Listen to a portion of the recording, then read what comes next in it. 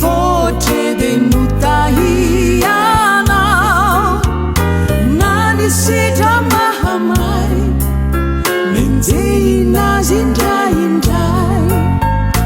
de tsy lavo fanijo ianao no niado anay ka mbola toky anao hifikitra aminao tsy misy mahavitanay afatsy anao ry Jesosy nivenirano izay ataonay aminao tsy hivadiky aminao zay mandraky izay dory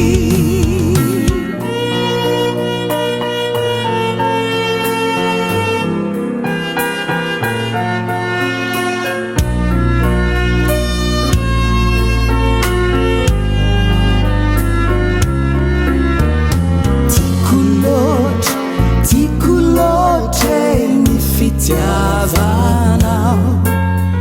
ry Jesosy mamiloatra hoaheny eo anilanao lavitry ny ahiahy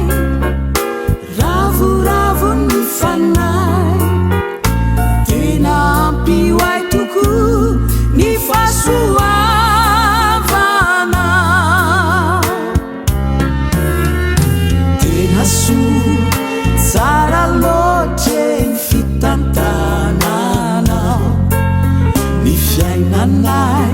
matony voce denutahianao nanisitra mahamay menjehinazy indraindray de tsy lavo fanijoro